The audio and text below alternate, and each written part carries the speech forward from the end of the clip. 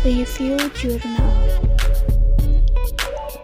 Sebelumnya, perkenalkan, nama saya Kuswan Andisa Dwi Ningtyas, NIM 1262052132221 dari PGMI Manado. Judul jurnal karakteristik mata pelajaran IPS. Nama jurnal Jurnal Pendidikan dan Konseling volume 5 nomor 2 halaman 4034 sampai 4040. Tahun terbit 2023. Nama penulis Rizka Aulia dan Rora Rizky Wandini. Reviewers Kusnul Andisa Dwi Ningtyas. Tanggal review 5 November 2023.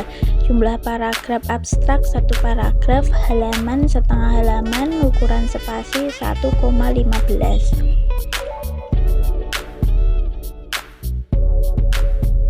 Uraian abstrak. Abstrak disajikan pada format bahasa Indonesia dan bahasa Inggris. Pada abstrak, penulis menjelaskan pengertian IPS, yaitu salah satu mata pelajaran yang diberikan dari SD, MI, sampai SMP, MTS. IPS mengkaji seperangkat peristiwa, fakta, konsep, dan generalisasi yang berkaitan dengan isu sosial. Pada jenjang SMP atau MTS, mata pelajaran IPS memuat materi geografi, sejarah, sosiologi, dan ekonomi. Melalui mata pelajaran IPS, peserta didik diarahkan dapat menjadi warga negara Indonesia yang demokratis dan bertanggung jawab, serta warga dunia yang cinta damai. Kemudian penulis juga menjelaskan kajian pada IPS, yaitu gejala-gejala dan masalah kehidupan manusia di masyarakat. Penulis juga menyebutkan metode dalam penelitian ini. Keyword Jurnal IPS, karakteristik IPS kelas tinggi. Pendahuluan jurnal. Pada pendahuluan jurnal, penulis menjelaskan tentang mata pelajaran IPS sebagai sarana membuat warga negara yang demokratis, bertanggung jawab, dan cinta damai. Penulis juga menjelaskan bahwa IPS dapat dijadikan bekal di masa depan untuk menghadapi tantangan kehidupan masyarakat global yang selalu mengalami perubahan. Penulis juga menjelaskan mengenai peran IPS yang sangat penting, yaitu untuk mendidik siswa mengembangkan pengetahuan, sikap, dan keterampilan agar dapat mengambil bagian secara aktif dalam kehidupannya kelak sebagai anggota masyarakat dan warga negara yang baik.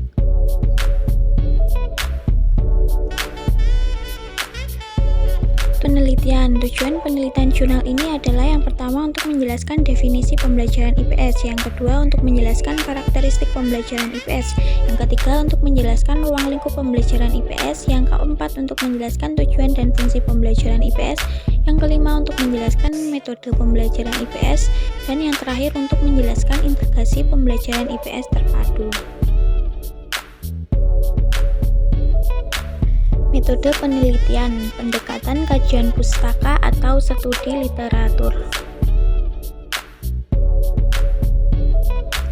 Hasil penelitian dan pembahasan. Pengertian pembelajaran IPS. Pada pembahasan ini, penulis menjelaskan beberapa pengertian IPS menurut beberapa ahli, sehingga dapat ditarik kesimpulan bahwa pengertian pembelajaran IPS adalah kegiatan mempelajari ilmu yang membahas mengenai masalah-masalah sosial yang dipadukan dengan ilmu sejarah, ekonomi, sosiologi, psikologi, serta materi lain yang berhubungan.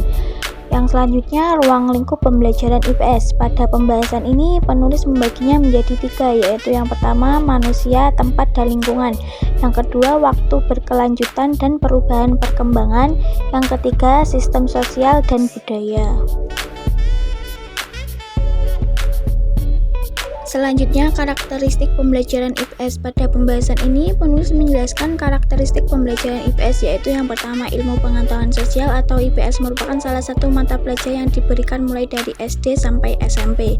IPS mengkaji seperangkat peristiwa, fakta, konsep, dan generalisasi yang berkaitan dengan isu sosial. Pada jenjang SD atau MI, mata pelajaran IPS memuat materi geografi, sejarah, sosiologi, dan ekonomi. Melalui mata pelajaran IPS, peserta didik diarahkan untuk dapat menjadi warga negara Indonesia yang demokratis dan bertanggung jawab serta warga dunia yang cinta damai. Yang kedua, pada masa yang akan datang, peserta didik akan menghadapi tantangan berat karena kehidupan masyarakat global selalu mengalami perubahan setiap saat. Oleh karena itu, mata pelajaran IPS dirancang untuk mengembangkan pengetahuan, pemahaman, dan kemampuan analisis terhadap kondisi-kondisi sosial masyarakat dalam memasuki kehidupan bermasyarakat yang dinamis. Yang ketiga, mata pelajaran IPS disusun secara sistematis, komprehensif, dan terpadu dalam proses pembelajaran menuju kedewasaan dan keberhasilan dalam kehidupan di masyarakat. Yang selanjutnya, tujuan fungsi pembelajaran IPS. Penulis menjelaskan bahwa tujuan pembelajaran IPS yaitu mempersiapkan para peserta didik sebagai warga negara yang menguasai pengetahuan, keterampilan, sikap, dan nilai yang dapat dipergunakan sebagai kemampuan untuk memecahkan masalah, mengambil keputusan, dan berpartisipasi dalam berbagai kegiatan kemasyarakatan agar menjadi warga negara yang baik. Penulis juga menjelaskan fungsi dari pembelajaran IPS yaitu untuk memberikan pengetahuan kepada peserta didik informasi tentang segala sesuatu yang mencakup peri kehidupan manusia dalam lingkungannya dan mengembangkan pengetahuan, nilai, sikap, serta keterampilan sosial peserta didik agar dapat direfleksikan dalam kehidupan masyarakat bangsa negara Indonesia. Selanjutnya, metode pembelajaran IPS. Dalam pembahasan ini, menulis menyebutkan terdapat 9 metode pembelajaran, yaitu yang pertama metode ceramah, yang kedua metode tanya jawab, yang ketiga metode diskusi atau metode musyawarah, yang keempat metode pemberian tugas, yang kelima metode kerja kelompok, yang keenam metode demonstrasi, yang ketujuh metode karya wisata, yang kedelapan metode simulasi, dan yang terakhir metode bermain peran. Selanjutnya, integrasi pembelajaran IPS terpadu. Pada pembahasan ini, penulis mengatakan bahwa seseorang yang berkarakter menurut pandangan agama pada dirinya terkandung potensi-potensi yaitu sidik, amanah, fatonah, dan tablek. Berkarakter menurut teori yang berkarakter mempunyai logika dan rasa dalam menjalani hubungan interpersonal dan hubungan interpersonal dalam kehidupan bermasyarakat.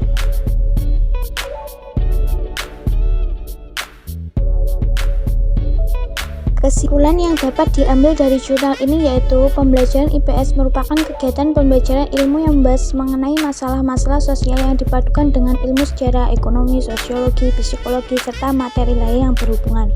Karakteristik pembelajaran IPS yaitu ilmu yang mengkaji seperangkat peristiwa, fakta, konsep, dan generalisasi yang berkaitan dengan isu sosial.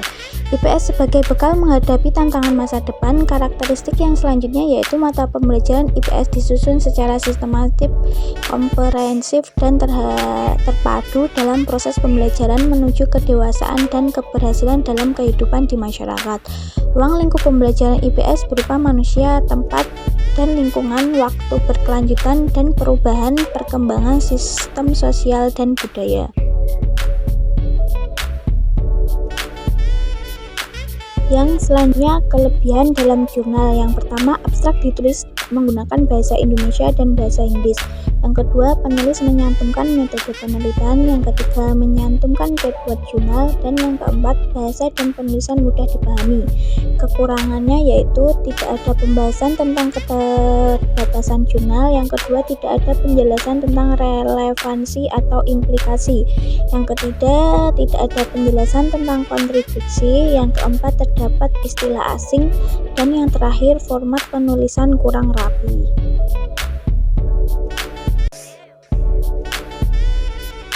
Selanjutnya, solusi. Penulis sebaiknya mencantumkan keterbatasan jurnal, relevansi atau implikasi dari temuan, serta kontribusi jurnal tersebut terhadap pengetahuan yang ada. Lalu, sebaiknya penulis juga mengecek kembali format penulisan dalam jurnal agar penulisan dalam jurnal baik dan rapi. Sekian dari saya, terima kasih.